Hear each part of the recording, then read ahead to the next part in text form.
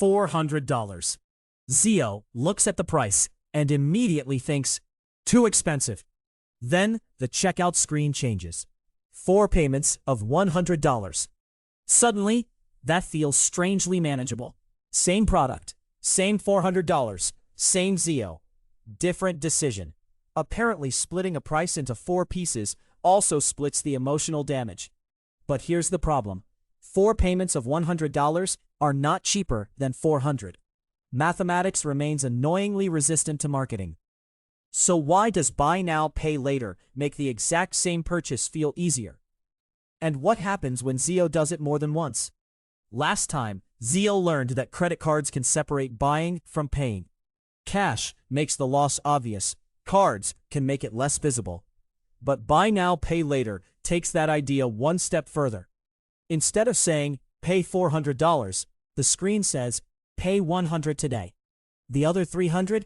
That's a problem for future Zio. And present Zio has enormous confidence in that man's financial abilities. This is why BNPL is interesting from a behavioral finance perspective. The product hasn't necessarily become cheaper. The psychological shape of the price has changed. One large cost has become several smaller commitments. And humans often react differently to small numbers, even when those small numbers add up to the exact same large number. This is payment fragmentation. Take one large price and divide it. $400 becomes $100 now, $100 later, $100 later, $100 later. Economically, nothing magical happened. Psychologically, quite a lot happened. Because Zio no longer has to mentally confront the whole purchase at the moment of decision. His immediate sacrifice is only $100, and that's the number receiving most of his attention. Imagine a restaurant tried the opposite strategy. Your $30 meal is advertised as only $300 across your next 10 visits. Technically creative. Commercially, probably challenging. We prefer prices that make the immediate decision feel smaller. And buy now, pay later is exceptionally good at doing exactly that. But why does future Zio's $100 feel less important than present Zio's $100? For that, we need to meet one of the most expensive tendencies in the human brain. Humans tend to give disproportionate importance to what happens now. That's called present bias. Present Zio gets the jacket, today. Present Zio enjoys the headphones, today. Present Zio gets the new phone, today. Who gets the payments? Future Zio. An individual who, according to present Zio, will apparently be wealthier, more disciplined, better organized, and deeply excited about paying for things he no longer remembers buying. This is one reason delaying payment can change behavior. The reward is immediate. Part of the cost is moved into the future. And psychologically, those two things don't always carry equal weight. Ask someone, would you rather lose $100 today or $100 several weeks from now? The later cost can feel less urgent. Not because $100 changed, because time changed how the brain experiences it. And there is another idea closely connected to this: hyperbolic discounting. Hyperbolic discounting describes our tendency to value immediate outcomes disproportionately compared with delayed ones. In plain English, now feels very real. Later feels negotiable. So at checkout, Zio sees $100 today very clearly. The remaining payments sit somewhere beyond today. Next paycheck, next month, future calendar, future problem. That distance weakens their emotional impact. It's similar to saying, I'll start exercising Monday. Monday is an extraordinarily productive day. Most major personal transformations are apparently scheduled for it. But eventually, Monday becomes today. And eventually, the second BNPL payment becomes today too. Then the third, then the fourth.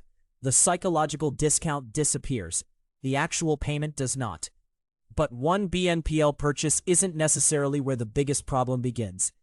The more interesting problem starts when Zio realizes he can do this again. The jacket is $100 today. Fine. Then Zio sees a pair of shoes, $160, or 4 payments of $40.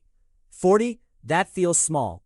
So now Zio has $100 for the jacket, plus $40 for the shoes, then maybe $30 for headphones, $25 for something else. Each decision feels individually manageable, and this is where mental accounting becomes important. Instead of experiencing one large financial obligation, Zio can experience several small ones. Different products, different checkout screens, different dates, different little boxes inside his mind. Each one says, it's only 40, it's only 25, it's only 30. Nobody at checkout says, excellent, your collection of tiny future obligations is developing beautifully. But that's what can happen. Let's give Zio 4 BNPL purchases. Jacket, $100 per payment. Shoes, 40. Headphones, 30. Home gadget, 25. Each number by itself looks reasonable. But on the same payment date, that's $195. Now add another purchase next week, and another later in the month.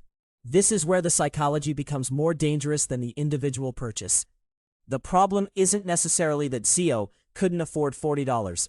The problem is that every purchase was evaluated separately. But Zio's income isn't separate. His rent isn't separate. His groceries aren't separate. His financial life eventually collects all those tiny promises into the same calendar. BNPL can fragment the decision. Your bank account has the unfortunate habit of recombining it. And there's another reason the pile can surprise us. We are much better at remembering purchases than remembering payment schedules. Zio remembers the jacket. He can see it, wear it, touch it. He may even remember the moment he bought it. But what about payment number 3? Thursday, 3 weeks from now. Not quite as memorable. A BNPL plan creates something psychologically unusual. The product remains present. The remaining cost becomes a calendar event. And when several plans overlap, your mental model can become inaccurate. You might think, I've got 1 payment coming, when you actually have 4. This isn't because humans are incapable of arithmetic. It's because everyday financial decisions compete for attention with everything else happening in life. Work, messages, bills, food, family. And whatever mysterious reason made you open your phone and forget what you were looking for. The easier spending becomes, the more important visibility becomes. But what if the BNPL plan charges no interest? Doesn't that make it harmless? Not necessarily. Some buy now, pay later arrangements can offer interest-free installments when payments are made according to the plan. That can genuinely be useful, but 0% doesn't answer the most important behavioral question. Would Zio have bought the product without the installment option? Suppose he has $400 available. He already planned to buy the item.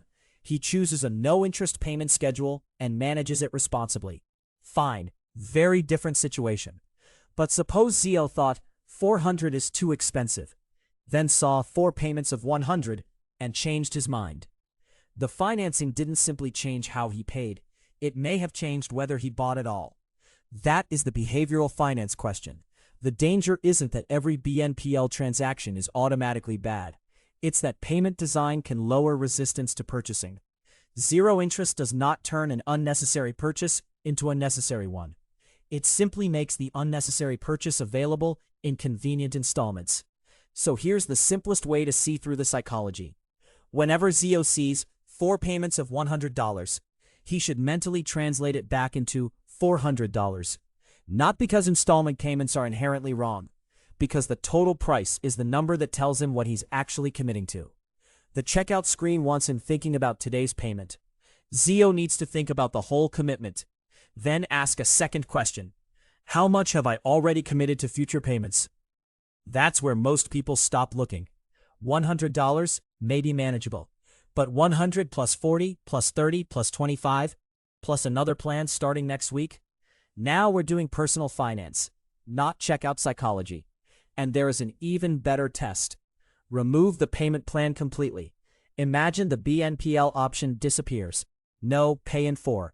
No only $100 today. No split your purchase. Just $400. Would Zio still buy it? If the answer is yes, then the payment method may simply be changing cash flow. If the answer is absolutely not, then something interesting happened. The installment structure didn't change the product. It changed Zio's willingness to buy it. And that's worth noticing. Because the most persuasive financial products often don't feel persuasive. They feel convenient.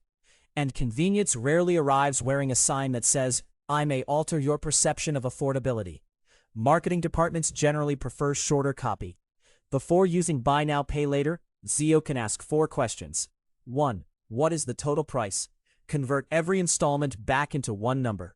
4 times 100? 400. Mathematics restored. 2. Would I buy this without BNPL? If the installment plan is what turns no into yes, notice that. 3. What other future payments have I already promised? That's where most people stop looking. $100? Maybe manageable. But 100 plus 40 plus 30 plus 25? Plus another plan starting next week? Now we're doing personal finance, not checkout psychology. And there is an even better test. Remove the payment plan completely. Imagine the BNPL option disappears. No pay in 4. No only 100 today. No split your purchase. Just $400. Would Zio still buy it? If the answer is yes, then the payment method may simply be changing cash flow. If the answer is absolutely not, then something interesting happened. The installment structure didn't change the product.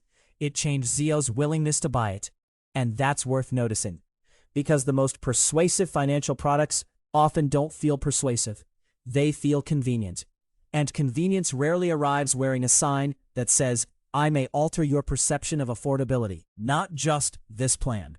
All of them. Put them on the same page. 4. Would I still be comfortable paying this if something unexpected happened next month?